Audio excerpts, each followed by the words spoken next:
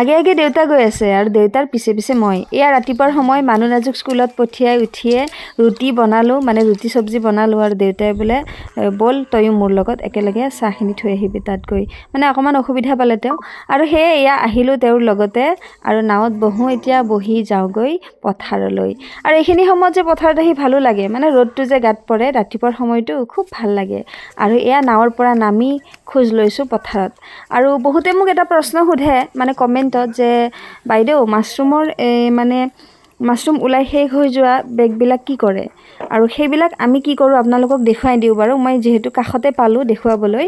এয়া দেখিছেনে, আমি এইবিলাক গোবৰৰ লগতে ইয়াতে আনি থৈ দিছে, মানে পলিথিনটো উলিয়াই পেলাই এইবিলাক এটা ভাল সাৰ হয় আৰু এইটো খেতি পথাৰত ব্যৱহাৰ হয়। আগতেও কৈছোঁ মই ভিডিঅ'ত, পুনৰবাৰ কৈ দিলোঁ। আৰু এয়া আহিছোঁ পথাৰ দেখুৱাইছোঁ, তাৰ লগতে চাওক আজি আমাৰ আলু তুলি আছে। আলু মানে আমাৰ ইয়াত থকা নৈৰ ইপাৰে থকা আলুখিনি আজি তুলিছে। আমি অৱশ্যে আলু তুলিবলগীয়া হোৱা নাই, যিহেতু দুজন মানুহে এইকেইদিন আমাৰ ঘৰত কাম কৰিয়ে আছে দেউতাৰ লগত, গতিকে তেওঁলোকে আলু তুলিছে ৰাতিপুৱাৰ পৰাই। আৰু এয়া পথাৰখনৰ মুকলি এটি দৃশ্য, লগতে আলুখিনি ভাল হৈছে, খুব চিকচিকীয়া হৈছে আলু। আৰু এয়া লাগছে না কেইটাৰ পৰাই আজি 6টাৰ পৰা ষ্টাৰ্ট হৈছিল না? হয় দে, 6টা বজাত পথাৰত আজি 6টাৰ পৰা ডিউটি।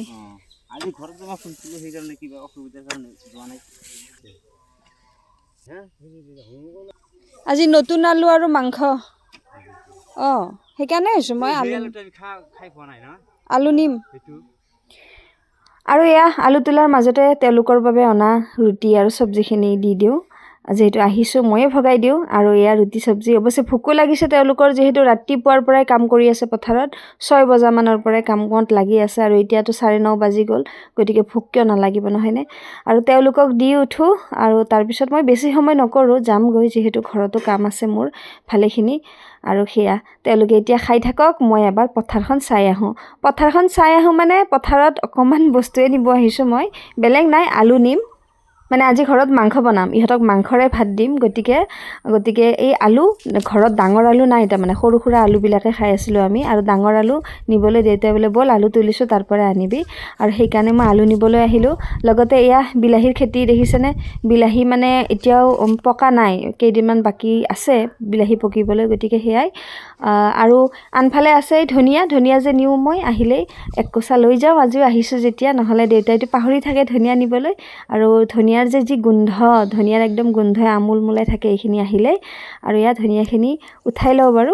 আৰু ধনিয়া মোৰ ফেভৰেট, আমাৰ সকলো গৃহিণীৰে ধনিয়া ফেভৰেট নহয়নে? ধনিয়াটো আৰু ঘৰৰ ধনিয়াৰ আৰু মানে গোন্ধই বেলেগ, মানে ঘৰত কৰা খেতিৰ আৰু খেতি পথাৰৰ নিজে যিখিনি কৰা যায় খুব ধুনীয়া। আৰু এইখিনি ল'লোঁ, এতিয়া বেছি সময় নকৰোঁ, লগতে আলু অলপ উঠাই লওঁ ইয়াৰ পৰাই। বেছি নিনিওঁ মই, যিখিনি নিব পাৰোঁ সেইখিনিহে নিম, কাৰণ দেউতাহঁতে পিছততো নিবই, তেওঁলোকে আবেলিলৈ চব আলুৱে ঘৰতে লৈ যাব। আৰু ইয়াত আলুখিনি বুটলি আছোঁ, আজি আলু তুলিবলগীয়া হোৱা নাই, মানে আমাৰ কাম নাই আৰু ইয়াত তোলাৰ, তেওঁলোকেই তুলিব, যিহেতু দিনটোৰ বাবে তেওঁলোকে আছে পথাৰৰ কাম কৰিয়ে থাকিব। আৰু এতিয়া আলু ল'লোঁ, গোটেইখিনি ল'লোঁ, এতিয়া ল'বলগীয়া বেলেগ নাই, ঘৰত চব আছেই। আৰু এতিয়া মই ঘৰত যাওঁ, যিহেতু দুপৰীয়াৰ ভাতৰো যোগাৰ কৰিব লাগিব সোনকালে, কাৰণ পথাৰত ভাত দিব লাগিব। আৰু দেউতাহঁতে খাই থাকক, এতিয়া মই ঘৰলৈ যাওঁ।